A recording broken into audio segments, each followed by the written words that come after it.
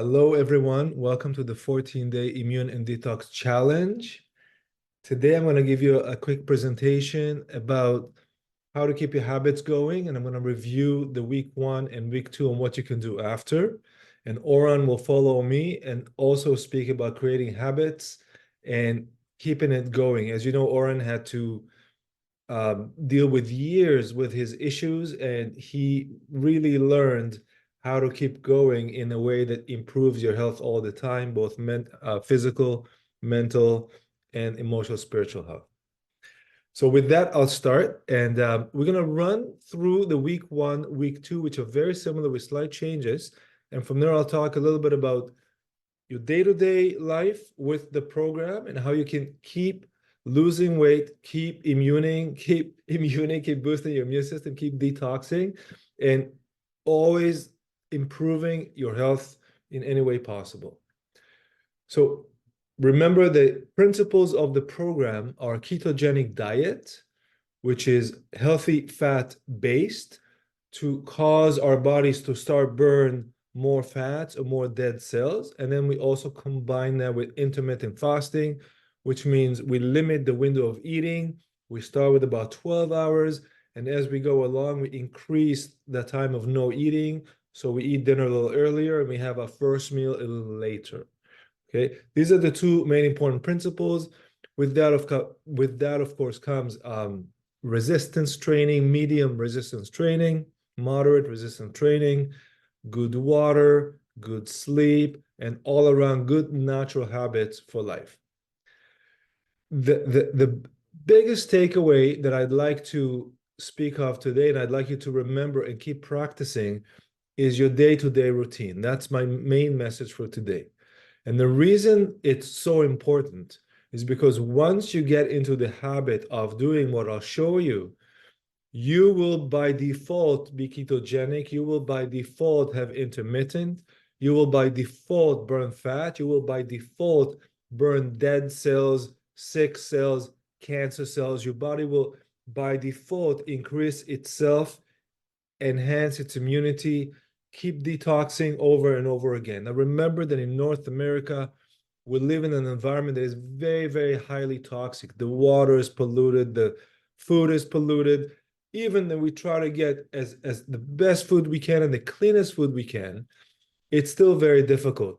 Last night, I spoke to a guy that lives on the farm, and I said, well, that's great. You can have organic everything, and you don't have to have glyphosate. He goes, it doesn't really make a difference, because if my neighbor sprays with glyphosate, it's going to affect my water.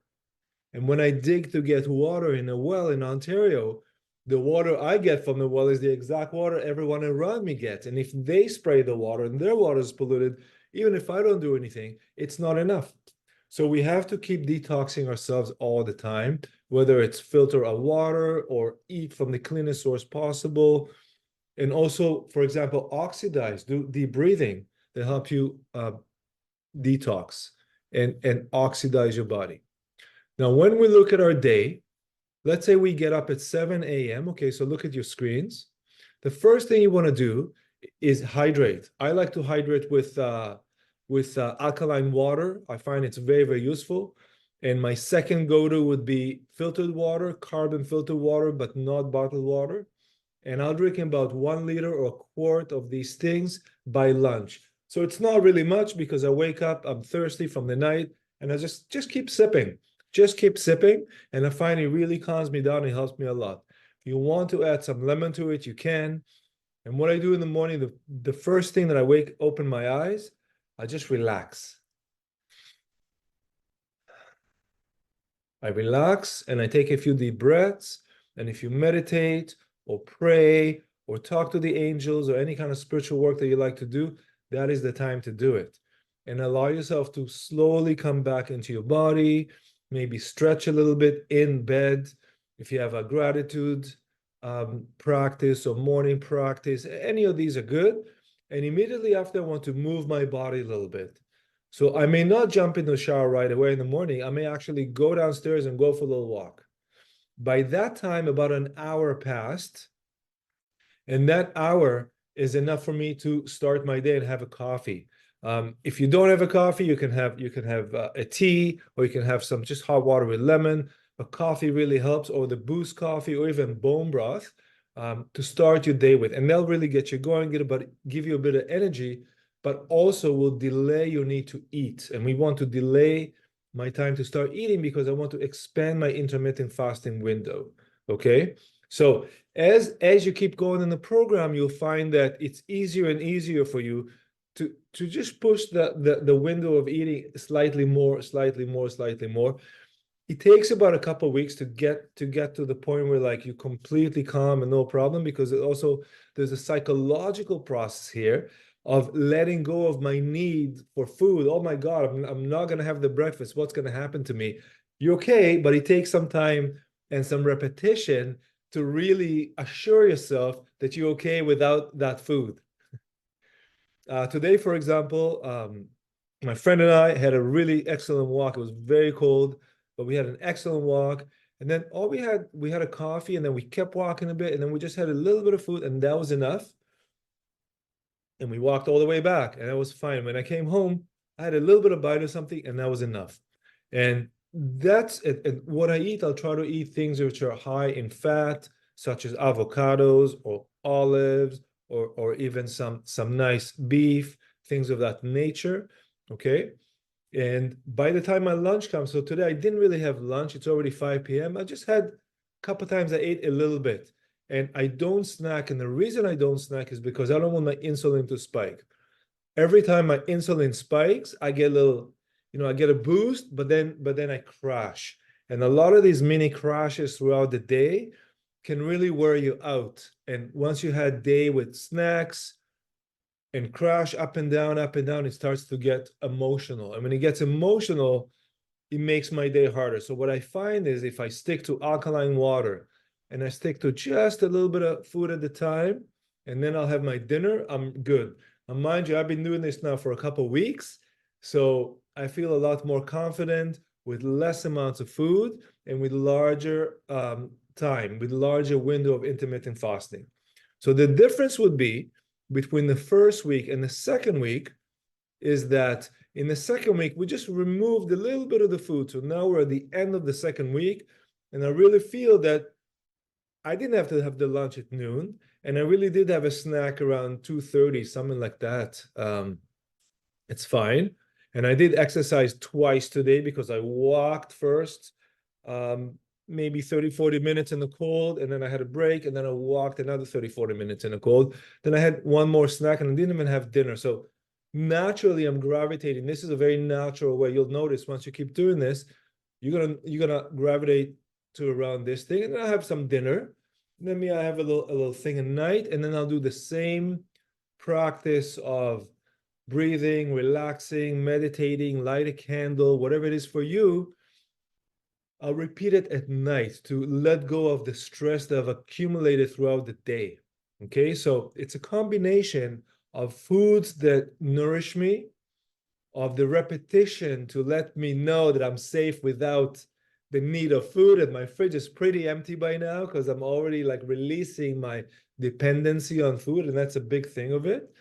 And at the same time, you may notice that emotional things can come up too, because when we detox, we don't only detox the body, we also detox all of us, which is the spiritual and the mental aspects of us. So many people will experience some sort of emotions come up, maybe even thinking of old things that come up from the past, dealing with some trauma, things of that nature. At the same time, I think that if you feel these, you probably feel some very high moments of elation, of joy, of acceptance, of surrender, of release. Because as you release more, you allow for more good things to come. And that shift, and this is not my first time I've done a detox, and I've noticed it every time that shift comes, and there's a bit of up and down until things start to settle. And that takes, they say to build a habit takes 28 days. So really, if you did it for 2 more weeks, and I think Oran will speak about more of how to continue from here, for 2 more weeks, you're already getting so much in the routine and so much in the mindset of you being able to release so much so far that now you starting to recreate yourself. Your personality is becoming more relaxed, more open, probably a lot more focused. A lot of this brain fog is now gone. You're a lot more coherent. I think that you'll find that your relationship with people has improved because your relationship with yourself have improved because you've dealt with a lot of the stuff that came out during the detox. Remember, the detox, it's not just physical, also metaphysical. So I'll close um, I'll close with this, with the notes at the bottom. The daily schedule that we showed you here worked for us. This is very similar to what we practice in our day-to-day life. Obviously, some days not perfect, but it doesn't matter. Let's just keep there. Focus on that. And your personal results will vary because everyone is in a different spot all the time. So don't be hard on yourself. Just tell yourself, I'm doing great at the time, wherever I am in the moment, I'm doing great. And just keep your eyes on the prize. Keep going to that direction on and on and on. And don't worry what happened yesterday. The other thing is, so if you need to adjust your schedule because you start early or you were late at night or whatever it is, just do it. Don't worry about it so much. This is not so much a book you got to follow, but more a framework that you can start adjusting to your own needs and lifestyle. Okay? Because you will feel the same benefits regardless if you change it a little bit or not. It'll take you to the same place. The other thing is, remember to have water. It's very good to flush, especially if you're detoxing. It also helps emotionally, mentally, physically to drink water. It calms you down and just helps to carry everything out. Same with the breathing. Do a little bit of deep breathing throughout the day. And that's it. Have fun with it. We're always here to support you. This group exists. And I'm going to hand it to Oran now. Thank you. Thank you very much, Yossi. Thank you. So what I want to start is that now you've been through a lot of change. You feel it in your body, in your mental aspect. And now maybe it's something that maybe you're telling to yourself, maybe I'm going to lose it. Maybe it's not going to stay. Maybe I'm not feeling good enough. Maybe I'm feeling too good now and I'm afraid to lose it. And the big secret basically is to be on the right mindset, like the same mindset that led you to do this challenge. So something in your intuition said to yourself, well, I know I can do better. I want to feel better. I want to be better. And now I'm going to do something about it. And when you're doing something about it, there is a reflection in your body that tells you, I'm doing something good.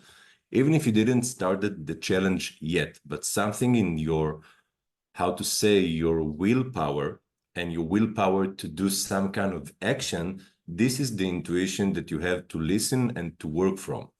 And it starts when you're eating something and you see what is the body is saying to you, if it feels good or not. Also, if somebody is telling you something and what do you think about that someone said? Is he or she all right or not? And how it affects you mentally and also physically and also energetically. So it means that all the time you have to be very, very sensitive to what you know in your intuition that is good for you. And that thing needs some kind of practice, especially in the beginning. And that's what led me to my own healing and also to do this challenge. It's some kind of education, but it's not that I educated you. I just gave you the tools to be more sensitive and to let your body educate you. And this is the most beautiful thing I found. So how can you do that? First of all, it's to be aware that intuition is leading you to change to some kind of habits, new aspects, new perspective on your life. And another thing, you have to practice on your conscious. So it means that every time there is some kind of negative thought, first of all, don't be afraid of that. It's completely natural. But just remember that some kind of negative aspect or thought, it's just reflection of something you're fear from. And to understand that you are fear from something, so, okay, how can I get myself to be more courage? So for example, the best solution I found to be much more courage is to move.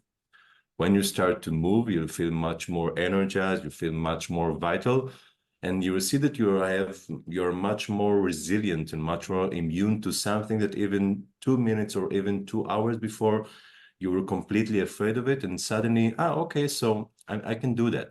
And this is something interesting to understand, that sometimes when we are fear, we can move it in a physical aspect. So it means it's only hormonal. So it's not something that we really sometimes have a problem. We don't have such a huge problem. We can change something in the biochemical aspect, and then we can go forward. Yes, so the most important thing, especially in the beginning, like anything, that for all of those, let's say, concepts that I said, so it means that we have to practice. So the most important thing is that we have to keep some kind of routine that you know that is working for you. So for example, if you are waking up in the morning, usually at 7, how can you change something? So for 1 week only, you want to get up earlier at 6:30, for example. And in 6:30, you can do something that is different, that you never did it all of your life. It's some kind of psycho magic action that changes something in your personality. So for example, it can be your writing, it can be walking, it can be praying, like Yossi said before. But it's something that you can invent by yourself, not only by the things that we offered you. Like in some kind of way, what do you do in this half an hour that is free, that is going to make you feel better, and you know it by your intuition? Something inside of you is telling you how to do that, for example. And the other thing is just to keep the routine of things that you know that are working for you. And when you don't feel the energy to do that, just start to do that, and the energy will come by itself. It's like the law of the universe. It's some kind of inertia. So when you start to do that, it will feel much more natural. And before, in the concept in your brain, it won't feel natural. It will feel hard. It will feel strange. It will feel something that you are not. Like a lot of ideas that basically are just, like I said before, are symptoms of fear. But if it's a fear to change for something that you don't know. But in your intuition, you want to be that kind of person. So you have to remember that for gain all of those things, it's like a muscle. So you have to repeat on that. Another aspect that is very, very important, like we said, that the environment is toxic, you have to keep on and see who are the people around you that are toxic for you in the place that you are working, in your family. Like sometimes we can't control it, but the only thing that we can control is how we relate to those people or to those some kind of toxic element. So you want to change your environment by any kind of way that you know that it feels good for you. I actually did the change. And by the time you will see that suddenly all your life changed and you didn't notice.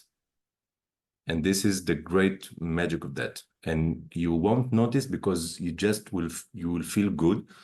And usually we don't notice when something is changed for better. We only notice when something is getting worse. So suddenly there's a moment like, I'm feeling better, I'm much more vital. And it would surprise you. So those are the best tricks that I can tell you. So the first, if I can sum it all up, so listen to your intuition mentally, physically, energetically, but what you're doing, what you're eating, all the things that you are eating, doing, and notice to your environment. Another thing that you want to practice as much as you want to keep some kind of daily routine. And in the first week, like I told you, just get up half an hour before and do every day something a little bit different, to do some kind of psycho magic actions that can change something in your personality that you didn't do before. And another thing, remember that when you have some kind of negative thoughts, it's symptoms of fear, of something that you want to change. So you want to be braver. So you have to practice on being brave, and just by get up and do that thing that you're afraid of. And then afterwards, it won't be such a big thing that you thought before. And by the time that you will see that suddenly your reality has changed and it's for the best, and you just notice after a long time. Because again, like I told you, when feels are better, you don't notice. Only when bad things happen, suddenly you notice. So remember that. So keep yourself very, very patient and very, very focused. And just tap your shoulder and tell yourself, well, I'm amazing because I did that challenge.